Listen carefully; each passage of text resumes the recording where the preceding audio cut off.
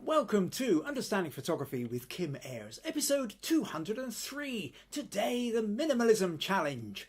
A couple of weeks ago, I was talking in depth about the difference between negative space and minimalism, and how very often minimalism includes negative space, all that kind of stuff. If you want to check that out, go and take a look at episode 202. But today, yes, 203 is the Minimalism Challenge. So we've had several people send in their images for that, so that's what we're going to be looking through. Getting a little sense of how different people have approached this topic. Stick around, leave a comment, let me know what you're up to, let me know where you are, let me know what the weather's doing, and we'll get started.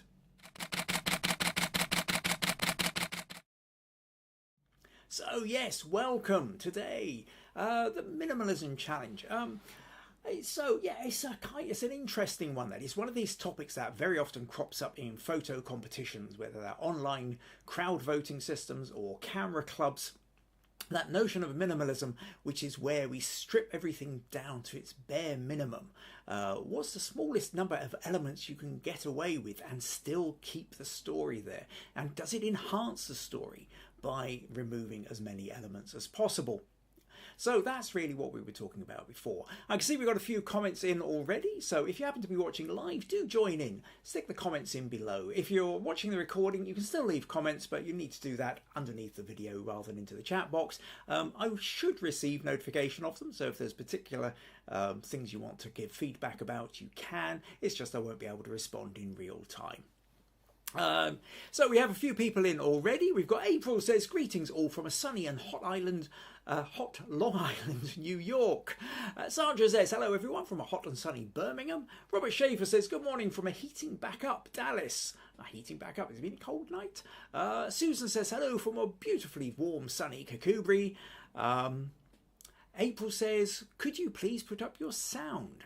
Now, as far as I'm aware, the sound should be coming through. If it's not,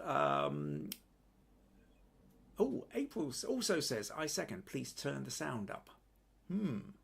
Okay, does that mean there's no sound or that the sound isn't loud enough? I can boost the sound a little bit, but if there's no sound coming through, we have problems. Am I getting... It's quite low. It's quite low, right, okay. Let me just, that's up as far as that goes. That's up as far as that goes. Okay, interesting. I can move that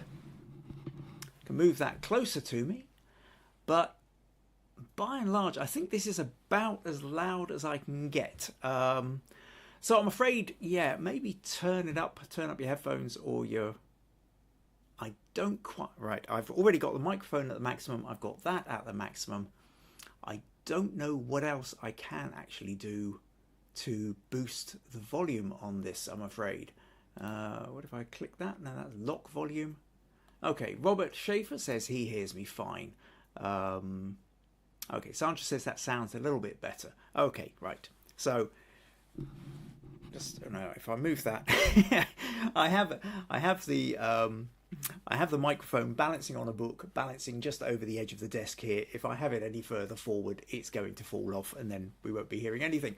Okay, right, okay. A few more people. Susan says I sound fine on her iPad. Viji saying she hears me fine. And Robert Schaefer's hearing me fine now. Sandra says it's a little bit better. Janet's joined us, also says hi from a hot Mississauga, and Nadia says hi from a very sunny Fife. So it looks like it's warm and sunny around the world. And Marilyn also says hello from a hot Colorado. So it might be pouring with rain, it might be freezing cold slightly in some places, but not from the places where we seem to be pretty consistent at the moment with viewers of this podcast. Robert says slightly hungover, don't want it too loud. Well, that's fine, you can control your own volume with that one. Subvids, hello Subvids, do you have another name I can call you by, or do you prefer being called Subvids? Anyway, it says evening all, first time here, glad you could make it along, welcome. That's evening, so that means you must be I'm guessing kind of India or eastwards. Yeah, because Viji I know is at 7:30 in the evening just now, so guessing if you like. So Zach, if you like. Oh well, hi Zach, welcome. Okay, so let's get on with today. Oh no, actually, I'll tell you what we'll do just before we get into the photos. Quick update of the Smug Awards. So for Zach, if you're uncertain what's going on, basically people who turn up and contribute to these podcasts get Smug Points. And Smug Points can accumulate, so you get 5 points just for turning up and saying hello. You automatically get 5 Smug Points, which gets added to the leaderboard. If you join in with one of the challenges, like today's Minimalism Challenge, everybody who turns up and puts in an image for that gets 10 Smug Points. Then I'll pick out a favourite, which will get a bonus 30. Also, on other weeks, I do. People can submit images for feedback. So if you have a picture that you've taken, it's not really working the way you want it to, you're not sure why, you can submit it to these podcasts, and I'll give you feedback and try and help you in the best way that I can. If you submit an image and I use it in these podcasts, you get a bonus 25 Smug Points. So that's the Smug Point accumulation. So just to update everybody else on that, the top contributors for July and also third quarter so far is, where are we at? April is currently leading with 50 Smug Points for July, followed by Sandra and Robert Gullick are both on 45 each, Janet's on 40 and Marilyn's on 35. So that's where we're at the moment, but of course that will all change by the end of this, and at that point we'll be at the end of the July Smug Points, and we'll see who's going to be suggesting the next challenge. Okay, Smug Points out of the way, let's move on then. So today, yes, we're talking about minimalism. 2 weeks ago, we talked about the notion of minimalism and negative space, because very often negative space plays a part in minimalism. But there is a difference. Minimalism is about the minimal number of subjects you need in order to make sense of the image. So you tend to be clearing it away. That very often leaves you with a chunk of negative space. But negative space itself is the space that isn't the subject. And if that's too busy, then eye very often gets drawn away from the subject. So there are particular techniques that very often get used in in negative space and minimalism, whereby maybe you're using bokeh, you're smoothing out the background, you're using single colours, all this kind of stuff. So all these things come into play today. So we've had 9 different people send in images for today. So what we're going to do is we're going to go through, and what I will do, I think I will start off with Robert Schaefer in Texas, who sent us this image here. So what we've got is a guy on a paddleboard in a very shallow bit of sea. We can see the shadow underneath, ripples around, but there's very, very little in the picture. So minimalism encompassing a great deal of negative space. There's very few elements to this. Guy on paddleboard, sea. And that's it, okay? So that's a good definition of minimalism, and it's a good definition of negative space as well. So if you had one of these competitions that was with either of those as a title, this would probably do pretty well in it. So Robert says about this, here is my image for this week's Minimalism Challenge. I haven't had much time to go out and take pictures lately. This one is from several years ago, titled I Can Do This. I took it from an 18th floor balcony of the condo we were staying in Panama City, Florida. It was at the end of December, and there was a couple out early that morning paddleboarding right off the beach. They looked like they were having a good time, and he was always following her, which made for an easy minimalist shot. It was a smorgasbord of pictures that day on the beach, people walking, people fishing, people just sitting there looking at the ocean. I took loads of pictures from that balcony and got several competition winners, including this one. So competition winner, excellent, nice one there, Robert. So yes, I mean, that's one of the wonderful things. Sometimes you manage to kind of set yourself up somewhere and the view is just there right in front of you. You don't have to charge about, you don't have to change your angle, you don't have to keep worrying about swapping your lenses about. You've got prime position and you can just shoot off. A lot of fun, great to be able to take advantage of that kind of thing. But yeah, nicely balanced photo, sitting there, using rule of thirds pretty much, sitting there in that kind of upper right corner. Obviously, as my picture is also in the upper right corner here, it's destroying the composition fractionally on this, but I'm sure you will get a sense of what it's doing. So thanks very much for sending that one in, Robert, and a kind of good start here, I think. A couple more comments. What else have we got? A few people saying hi to Sub or Zach, and Zach saying thanks and hi back. April says the water looks beautiful. Sandra says lovely. I want to jump in that water. Yeah, certainly December in Scotland here, you wouldn't be wanting to jump into the water, but Florida, I guess, is a different different kind of idea. Susan says, great minimalistic image, Robert. Stacey, oh, Stacey's joined us from Hatboro, Pennsylvania. Good to see you again, Stacey. She says, good morning, really nice day in Hatboro. My summer has been very busy. Boyfriend moved in with 2 dogs, and being a musician with all his bases. Very busy with work and gigs. I can imagine you probably have been. Viji says, wow. Zach says, what about the positioning of the subject? Would you place him elsewhere? Well, you could really. I mean, there's a notion of when you're playing around with an image such as this, there's different places you could place him. So actually, I'll tell you what, just for Zach, because he's new here. And now I have other podcasts, and periodically what crops up is the notion of positioning, whether you decide to go for things like center aligned or off center. But just to show you here, if we end up, actually, let me just change that workspace to that. So here we have the picture, and what we notice is if we were to do this, kind of set up a little grid, you'll see that this is sitting on what's known as the rule of thirds. So basically it's a third away across the picture and a third of the way down. And if it was here, or it was here, or it was here, or it was here, like any point of the cross points on what would be a grid, then that would give you your kind of rule of thirds. Now, what we could do instead, if I just if I copy that, now this isn't going to be exact, and then if let's just remove that bit there so we can't see it. So essentially what I can do is place this anywhere on the page here. So sitting in the center, something like that, looks quite interesting, but to be honest, I think it's kind of boring. There's this notion of that the middle of the picture mostly tends to be the dead zone. Unless you are going very specifically and you have leading lines drawing you into it, there is a whole way of playing around with center aligned photos. But when you've got a lot of space, what we tend to find is once we move off center a little bit, it starts to look a little bit more interesting. Now, if we go right too far off the center, we've lost it. So it doesn't tend to work quite so well there. It doesn't tend to work quite so well there. And generally speaking, what you tend to find is somewhere around about a third of the way into the picture here, or a third of the way over there, it tends to be an optimal. Likewise, a third of the way up the way, or a third of the way down the way, also tends to give you a better picture. The other thing to do with this is to do with the fact that this paddleboard happens to be moving off to the left of the screen as you're looking at it.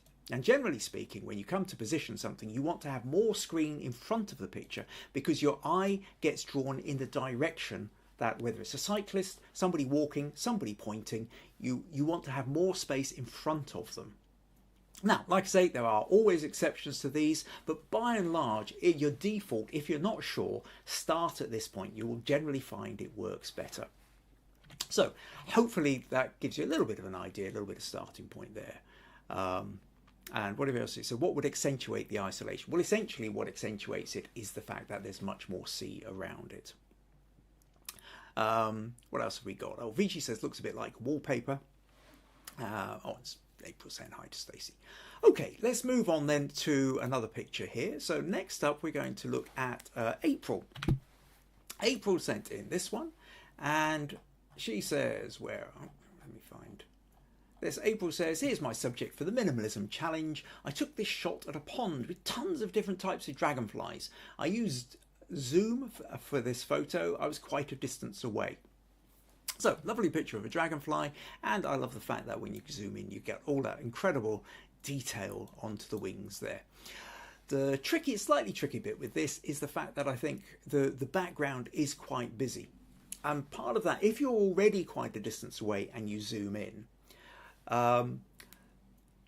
then there's not enough gap between the subject and the background to really blur the background. If you were closer, the closer you were to this Dragonfly, and the more you zoomed in, the narrower that depth of field would become April. So you'd end up with a blurrier background, which would make the Dragonfly stand out better against it. But you're working with what you've got.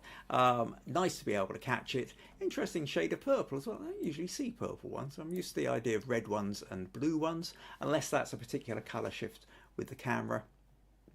But lovely to be able to capture that one April. There's always something quite special about being able to find dragonflies, I think. Where are we? Sandra says, another lovely dragonfly, April. April says thanks, and Robert says howdy all from Texas. Sorry to be late. Welcome, other Robert. Subvids or Sack says minimalism is a skill I need to work on. As I would suggest, once this one's over, if you find that you've enjoyed this podcast reasonably well and you'd like to check back, if you go back to the last podcast, episode 202, you can probably flick through to bits that you find interesting, but by and large, I mostly talk about negative space and minimalism and why it's such a really good tool to have when it comes to kind of your photo composition. Susan says, well done on getting the Dragonfly sharp, April. And Sandra says, me too, that's why I asked for it as a challenge. That's right. So yes, the reason we set up this challenge was because last month in June, Sandra accumulated the most Smug Points, and therefore she got to choose this month's challenge. So whoever accumulates the most this month will get to set the challenge for next month. Zach says, I like the idea of long exposure. Long exposure, again, there are you can check back. There's obviously 202 other episodes of this. There are some in there where I talk about long exposure as well. But again, if there's something specific you've got there, Zach, where a particular picture you would like, then you can always submit it to the.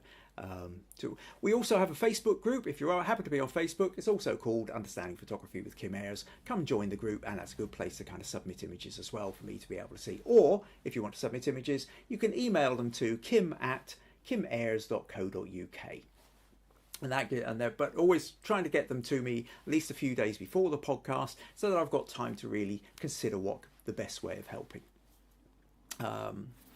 Right, okay, let's move on then. Now, next up we have Viji. Now, Viji sent me 2 photographs, and well, actually she sent me 3, but I thought 3 was probably just a bit too heavy. But but I will show you 2 of the ones that she sent.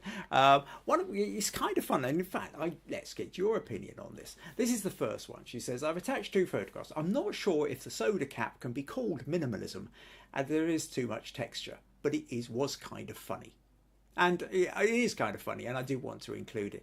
And it's kind of a strange one, this, because does it count as minimalism or not? Because in a way, it does. It is. There are only 2 elements to this. There's the bottle cap bent over, and there's sand. So there's not a lot else to this. However, the sand is very textured and very busy. So in a way, there's thousands of grains of sand, so it's less in the way of minimalism. What's your thought? What I would say is the trickiness will be if you were putting this into a minimalism competition, because some people would see this as minimalism and some people wouldn't. Even though those that would give you the tick and say yes it is, might really like this. If it's a crowd voting system, then there will be enough people who would go, I'm not sure that there is. And because they would hesitate, you wouldn't get the vote. And so as we've talked before, the difference between kind of crowd voting competitions and either a small panel or single person judged photos is that by and large, the crowd vote tends to kind of accumulate around, your pictures need to be clearer, get your point across straight away. However, something like Faces in Objects or Made Me Smile or something like that, something like this, I think would be a lot of fun. So yeah, I do like that. I did put a smile on my face, that one, Viji. So thanks for sending that one in. So all right, what's happened there? I need to close that. Where are we? Viji says, Viji's January to April there. Sandra says, this made me smile. Susan says, it made me smile too. Viji says, I know, I was walking on the beach in Goa. I was shocked for a moment and it made me smile too. Right, okay. So, but the other one that Viji sent in was, where are we? This one, of just a little fisherman on the water there, and I think this is a much better example of minimalism, and again use of negative space. Now, you could, if you wanted, you could stretch out the top of this and have your fisherman in the bottom left, the bottom right rule of thirds, in essence, the opposite way around, kind of similar to what Robert was doing with his one of the paddleboarder.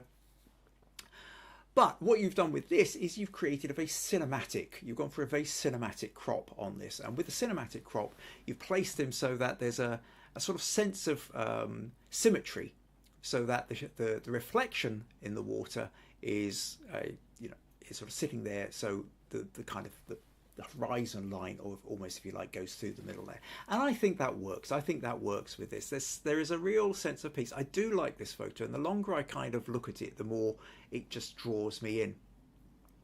Now, I do get the feel like you kind of zoomed in, you push the camera to the limit. It doesn't feel like there's a lot of room to kind of go in before we start losing detail and it becomes just a little bit too pixelated. But the overall shape of it, the sense of the stillness of the water, the ripples running out from the little boat there, that stick coming out from the side, even the what looks like probably a baseball cap on backwards or something like that. I think and it's also the soft warm colours as well. It's got a kind of end of day or beginning. It's either early morning or late evening, or just around the time the sun's going down, or just long come up. It's very pleasant, this one, Viji. It's a good shot, and I like the crop. I like the crop too. Where are we? Zach says that's a great cinematic shot. Sandra says nice peaceful image. Robert says very nice. April says love the nice reflection catch. And Susan says really like this one, Viji. Viji says thank you everyone. The camera I was using was the bridge camera and early morning, hence the clarity is a bit amiss. Yeah, the bridge cameras are really great because they tend to have like a super zoom. You can kind of zoom in 50 times the amount or whatever, rather than, to have if you've got your DSLR and then to get a zoom lens, which you need something like a 1200 or 2800 millimeter lens to get the equivalent, costs would be astronomical, as well as the fact that it would weigh a ton. So bridge cameras tend to be really good for picking that out. The only problem with a bridge camera is it doesn't tend to quite have the level of quality. But for a web image, I think that's beautiful. Your only problem would be if you went to try and print it up. But here, as we're looking at it on a screen, works beautifully. Okay, next up then we will go to John. So John, where are we? Oh yes, here we go. John sent in this one. This is my submission for the minimalism photo taken in Wyoming a few years back. Probably cannot watch this live this week as I have an event I need to be at, but I will watch the recorded version. Oh, sorry you couldn't be with us live, John. But this, again, a kind of a good minimalism here. There's, we kind of stripping back. You've got sky, you've got church, you've got field in the foreground. I suppose if you were to make it if you were to take out the fences using little bits of Photoshop, that would kind of strip it back even more into minimalism.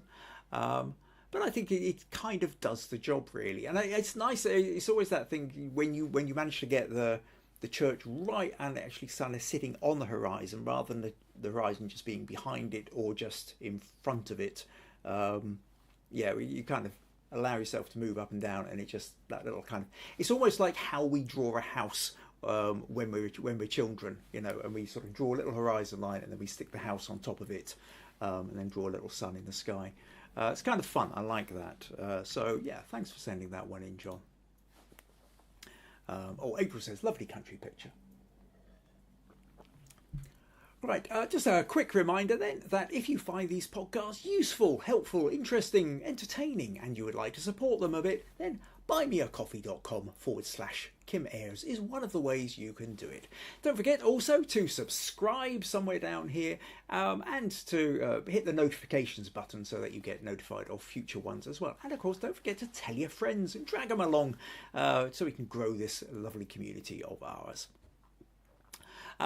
Meanwhile, what else have we got? Oh, Robert says very nice. Oh no, where are we? Yes. Sandra says beautiful lighting, little church on the prairie. And Viji says yes, I truly prefer to live in the countryside. So much peace. Okay, let's move on then to Robert Gullick. And so other Robert from Texas then, not that one. Here. And this made me laugh, I must admit, put a big smile on my face. And Robert says, I made this photo for a still life challenge for the Dallas Camera Club. The idea was inspired by a photo on Photo Crowd. The simple setup was easy to make, and I thought the story was compelling. And in fact, actually, Robert did send me a photo of, here's the original, which he's then edited up. But what you can see here is the clamps that he's got in place to have the serrated knife and the other kitchen knife sort of sitting there. I quite like that as a behind the scenes. So if anybody fancies trying their own version, this is how Robert did it. And then he's brightened it up and gone for a plain blue background. He goes on and says, I've been meaning to do more utensils for macro and minimalist photos. Please let me know what you think during the challenge podcast. Any advice to improve is always welcome. It is a fun photo. In terms of improve, there's the only thing I would say here, Robert, is the fact that the background is kind of, I would say, have it one colour rather than it kind of gets slightly darker and lighter. Now, it might depend on your screen as to how well you can see it. Let me just show you. If I open this with Photoshop, and sometimes it is worth doing this if you're not too sure. If I just create a curves layer, so I'll go to curves here. And if I drag that down, notice how now that we've got darker, lighter, darker background. It's accentuating the contrast in the background. If we go lighter, then again, you can notice this contrast. And I think that on some screens, you're not really going to notice. It's going to look like it's a consistent level of colour. But on other screens, depending on what somebody's looking at, you're suddenly going to notice that maybe the colour isn't consistent. So very simply in this, because the edges are just very, very well defined, literally all you need to do with this is pick a colour, pick a particular shade of blue. You can have the slightly darker. You can see if I plonk this, if you look down here, so that's sort of noticing this bit. Depending on where I put it, it's picking a slightly darker or a slightly lighter shade of blue. But pick one, and once you've got it, then just go to your fill bucket and click that. See?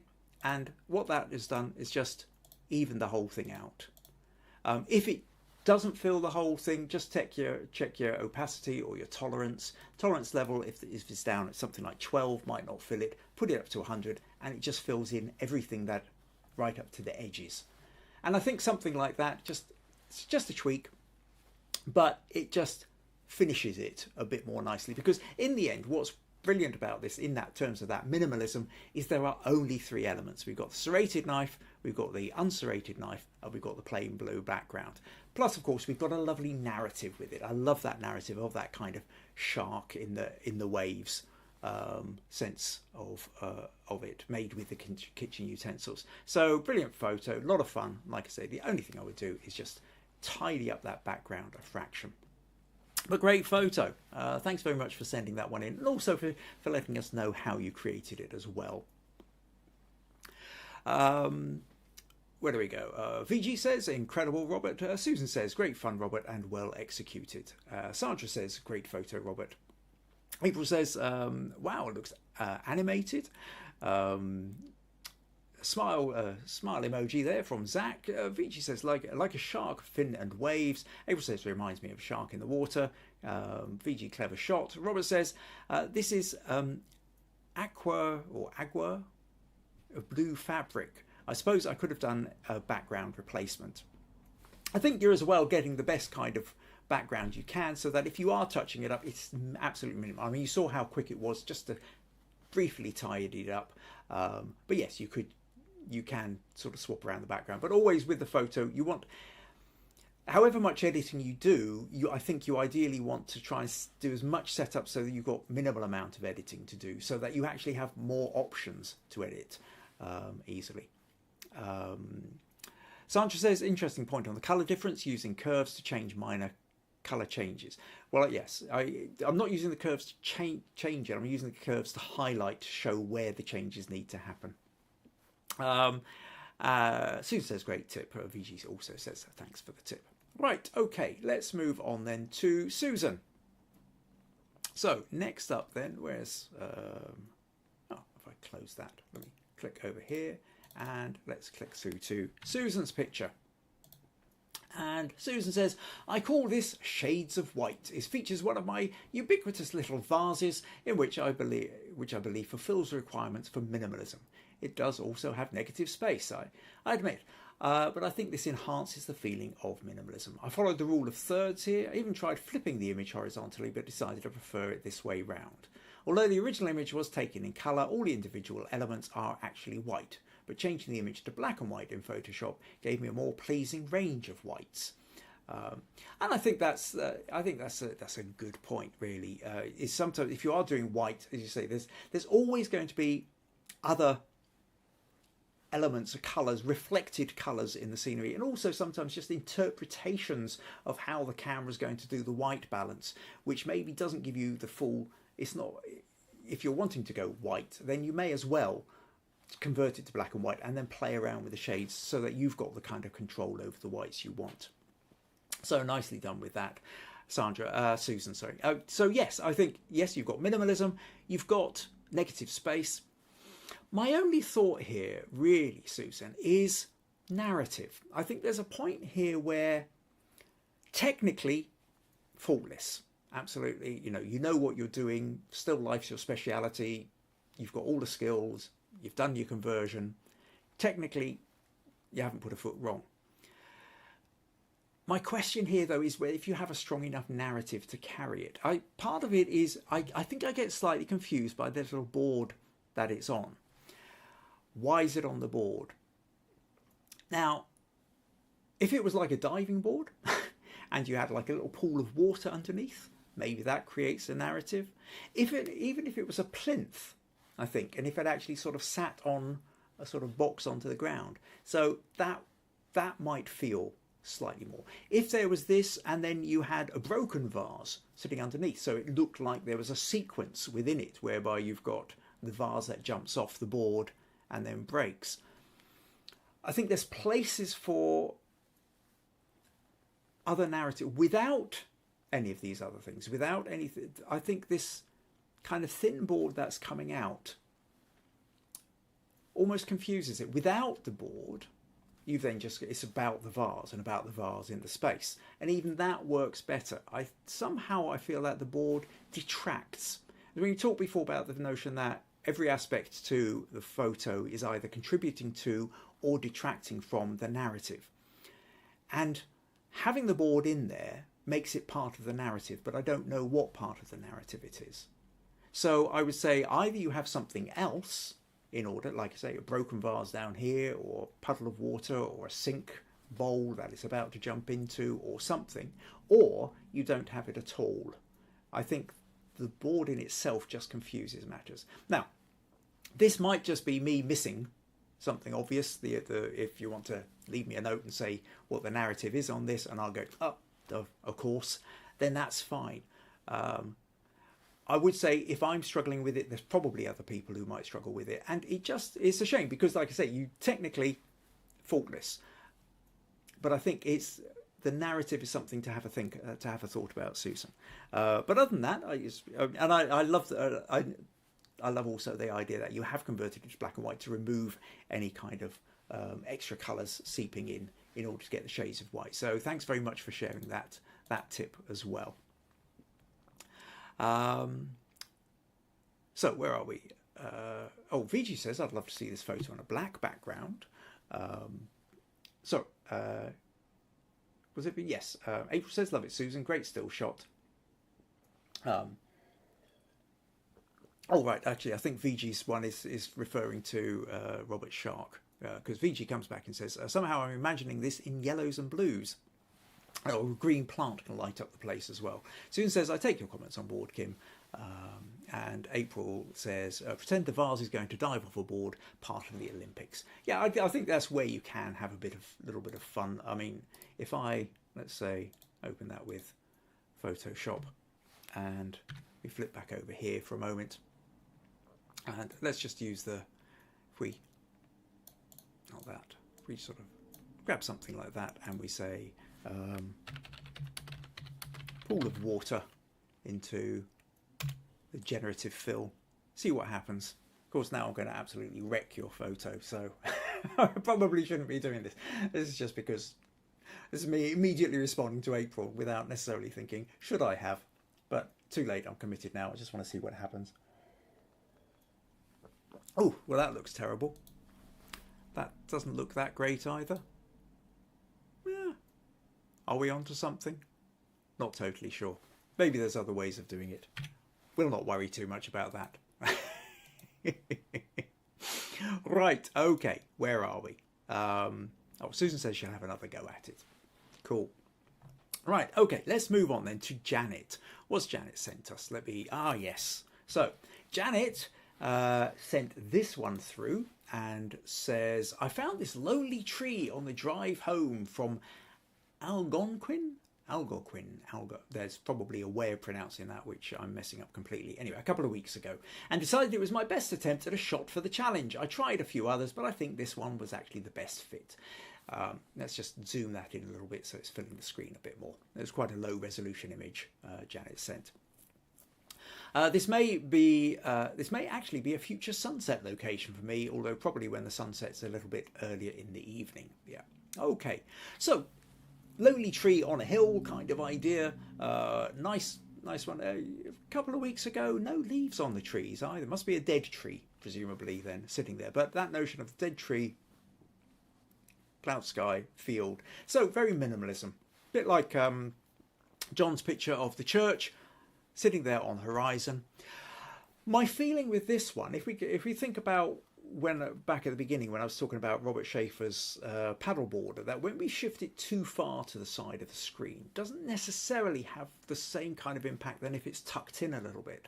So I do wonder with this whether let's just show you a sec. If we open this in Photoshop, and what I will do, I'll use the generative fill just so that we can get a sense of it. But if we were to take this tree and move it into, let's go for the rule of thirds here, and I'll just click enter here, and hopefully this will give us a little bit of extended out sky and field onto the left. Because what is quite nice about this is the fact that you've got this track in the let's do that or that. Yeah, so let's take this one, because one of the other things is we have this sort of little track in the grass here, which creates a really nice leading line up to the tree. And I think if we, oh, sorry, wasn't meaning to do that. Go back here. I think that actually having that tree just tucked in a little bit, as opposed to over on the left, you just bring it in. I think that kind of helps balance it a little bit more. Another option with this as well is to actually go into the center. So if we take this tree and actually place it into the center. Now, we did talk about the fact that the center tends to be the dead zone, but this is where you kind of come into the asymmetrical symmetry because there is a slope on the hill. That might work as well. Now, this is darkened off the left, which is probably too dark that I would want. But you know, let's just choose that one for the moment. Actually, I'll tell you what I will do. I will just brighten up that left side a little bit. Where are we?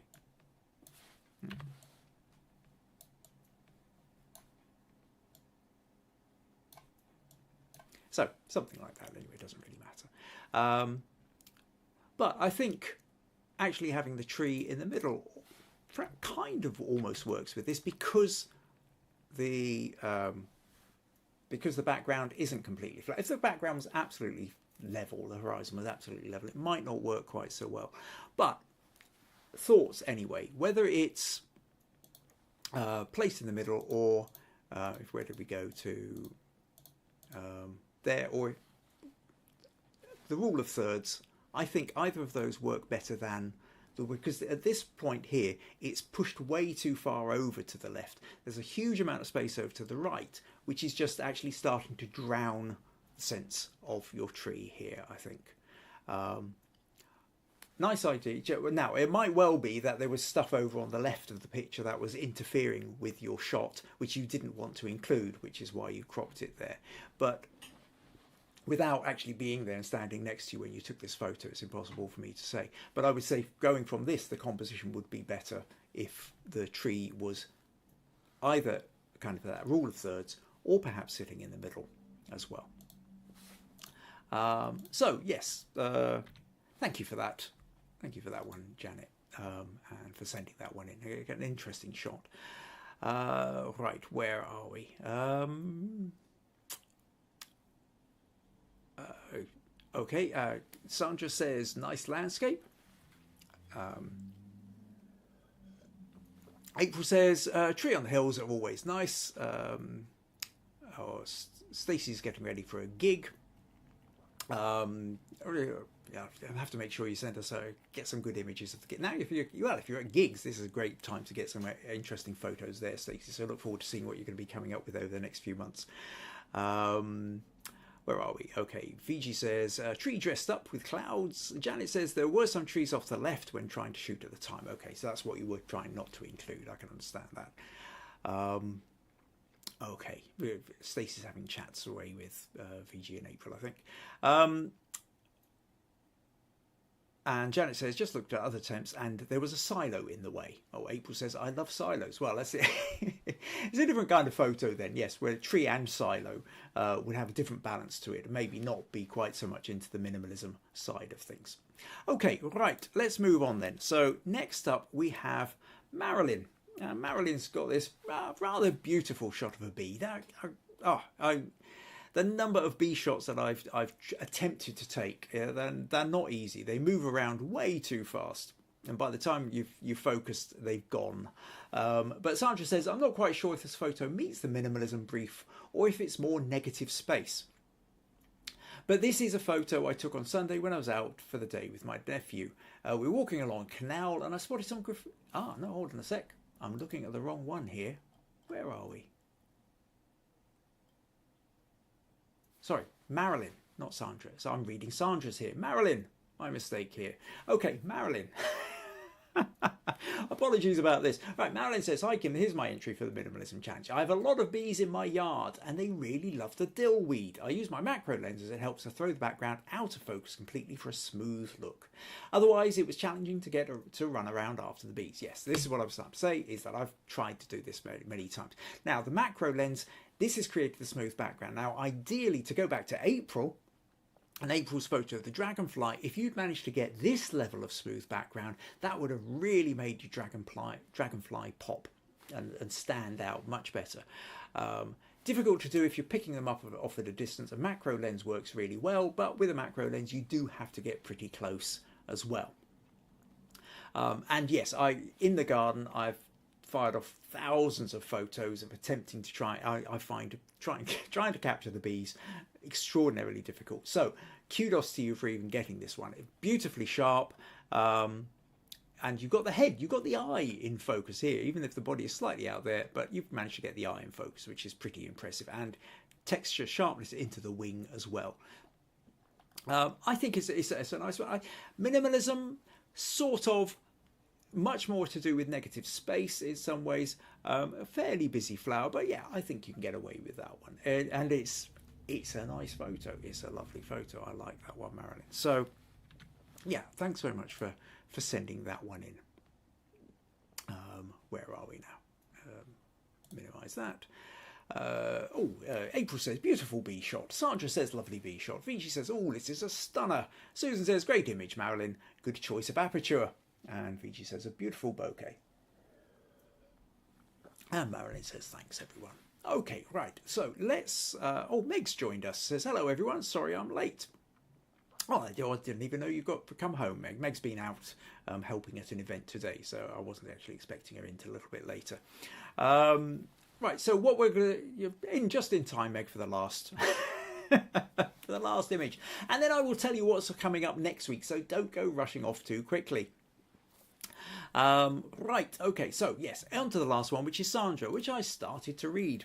But here we have Sandra's picture. And Sandra says, I'm not quite sure if this photo meets the minimalism brief or not, or if it's more negative space. But this is a photo I took. On Sunday when I was out for the day with my nephew. We were walking along under a canal when I spotted some graffiti under a bridge, and I was trying to work out what it said. And I'll just zoom in here for anybody who wants to kind of get a better sense of what it says. And then I looked at the reflection in the canal and I could see it said, "Nothing is beautiful," which I thought was quite an interesting thing to do, which is why I took the photo. Your thoughts on if this meets the brief would also be welcome. And I thought, P.S. I thought this would be a bit more interesting than a still life of a quarter of a polo mint, which was my other idea I had for a challenge. Well, yes, that could be fun. I'd be interested to see what you did here. I think, yeah, you're right. It really is interesting, this idea that somebody has written the graffiti with the idea of how it is going to look in the reflection. That's really thoughtful. Oddly enough, the only thing they've got wrong is the U. They put the U the right way round in here, so upside down, it doesn't quite work. Unless that was actually a deliberate part of their thing with the idea of nothing is beautiful, in the fact that essentially they've uglified the word beautiful by getting two of the two U's and putting it upside down. Who knows? Might be a deliberate piece of art, doesn't necessarily mean it's a mistake. So, interesting shot. You're standing there. You're using the underside of the bridge to come in. It does feel, I will say, it does feel a little dark, this one, Susan.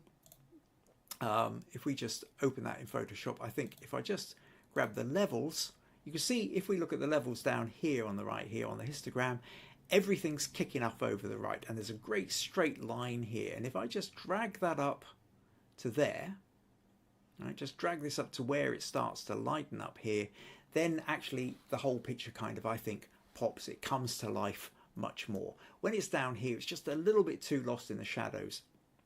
When you bring it up to, now obviously you bring it up to here, it gets too bright, but you can see from the histogram just at the point whereby it starts to pick up and rise up. And that'll be where the whites are starting to kick in. Now, if you want, you can maybe, well, you can select, if we drop that down to say 36%, if you didn't want to have it quite as bright down here, you could just sort of shade it back in a little bit. So you can play around with areas where you think it's maybe too bright if you wanted, and just balance it around by masking in the levels. But your starting point, I would say, is generally speaking, bring your levels up to the edge of the histogram, and you'll generally find that in most cases the photo pops a bit more. Now, there obviously will be exceptions to this, and you have to play it depending on what your aesthetic is. But in this case, I think that works better. Now, to come back to your question about, is this negative space or is this minimalism?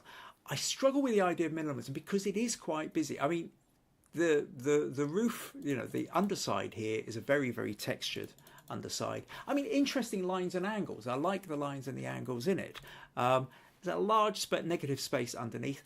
I think really with this, though, that if, rather than worrying about negative space, I would say get your nail your narrative first. And in the end, your narrative is this bit in the middle. Now, you want enough of the background to give context to the narrative. I mean, if we move in to here and we actually remove anything else, that's interesting, but it doesn't necessarily give us a context for where it is. And I think the fact that this is drawn underneath a bridge is quite interesting. So I would be tempted to leave enough of the bridge in so that we know it's the underside of a bridge, but you don't really need much more than that. So in a way, I think you could sort of come up to about that.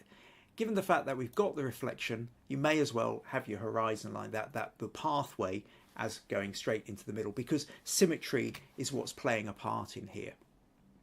And so I would suggest that actually as a photo, we've lightened it up to here, we've cropped it so that we've now got a landscape crop, and we've now got our Nothing is Beautiful. We're closer in, so it's easier to make sense of that part of the narrative. Could possibly crop it just a fraction more, because I want to try and actually take as much out of the photo as I can to get into that Nothing is Beautiful, because I think that's important. But at the same time, I still think the underside of the bridge is important, and if we lose that bit, we lose something from the photo. So I would suggest that that in itself becomes a better photo. Now, in terms of minimalism and negative space, we've then lost much more of the negative space. We've now kind of moved out of the realm of minimalism and negative space, as in terms of fitting that genre or that title for your competition. However, as a photo, I think this works a much better. It's got a much stronger narrative to the photo when you do it like this. And once you've got that narrative, I think you just enter it into a different competition. One with a more fitting title for this, whether it's graffiti, whether it's reflections, whether it's under the bridge, symmetry, any of these kind of things, rather than worrying too much about the negative space. So I hope that helps, Sandra. But really interesting photo, fun shot, nice one to come across.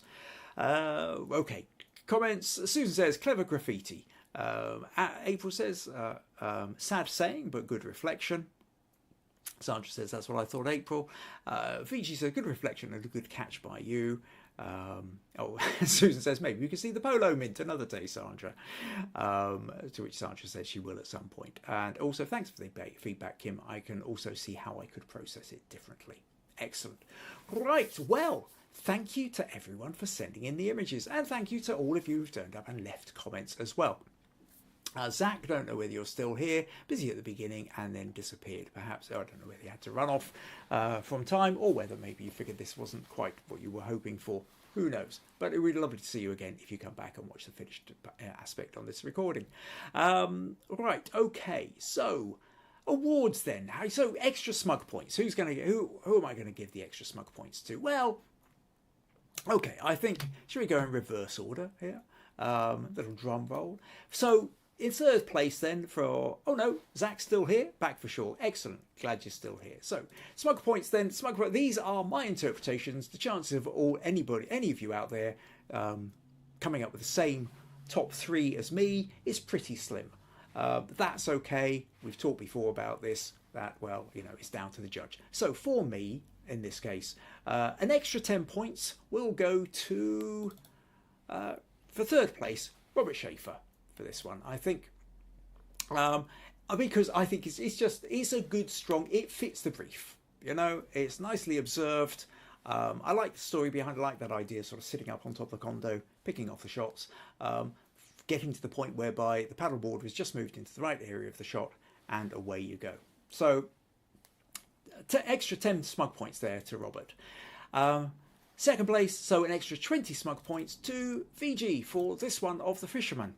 It's just such a serene photo. It does it for me. It does. There's a beautiful atmosphere here, and again, strong narrative. I think just you're getting that sense of that long pole, and that pole that he's holding, I think really makes such a difference to it. And where it would have been lovely had you actually been able to get more detail out of it, I also like there's something going on here. I don't know whether he's actually got some kind of net on here, or whether it's just droplets coming down. He's obviously just had the pole in the water, and there's a bit of splash going on over there. And it's these little bits of light. I think it's a really beautifully balanced photo. So, extra 20 smug points to you there, Viji. And finally, my top winner for today, I think, has to be Robert. And this, because it's just fun. I mean, it's fun. It really is minimalism, but it's minimalism with narrative. It's minimalism with fun. And I like the take on it, and I also like the fact that you showed us how you did it with the little clamps, having the plain background. And like I said, once you've got the kind of background that's pretty much there that you want, it's, you know, you can colour it as you wish fairly easily. But yeah, it just kind of does everything you want it to. fits the brief beautifully, puts a smile on the face. So an extra 30 Smug Points there to Robert Gullick in Texas. Not that one, that one. That's what I meant to do. So thank you very much to everyone who sent in the images, and congratulations to the two Texan Roberts and to Viji for the top extra points there. Where are we going? Sandra says, well done, Robert. Viji says, thank you. Zach says, a worthy winner. April says, have a great work. Okay, everybody's now saying goodbye. They're running off. Don't run away too quick. Just one last thing I will say. Well, it doesn't matter. You'll see it on the Facebook page anyway if you have to get going. And that is next week then. I'm going to be talking about a steampunk shoot that I did. Now, some of you who've been following me on Instagram and on Facebook will have seen the photos I did, a steampunk shoot that I did, which ended up in the Dumfries and Galloway Life magazine. That was shot at a gin distillery. So I've had a few people sort of, as well as liking the photo, I've had a few people sort of saying, oh, that would be a good one for a podcast. Could you tell us a little bit more about the story, about what the setup was, about things that you did with the editing process, all these kind of things. So I've decided next week I'm going to talk about that. What I will also do, though, is I will have a couple of spots, maybe 2 or 3 spots for feedback as well. So if you have a photo that you would specifically like feedback on, then send me your image either to the Understanding Photography with Kim Ayres Facebook group, or email it kim@kimayres.co.uk, and let me know what your sticking point is, let me know what your problem is, and I will do my best to help you with that. So next week, steampunk, and a couple of slots for feedback if you want to get them in. That's pretty much it. I think, look, people saying congrats to Robert and Viji, and everybody is now saying goodbye and running away. So I look forward to seeing you all next week.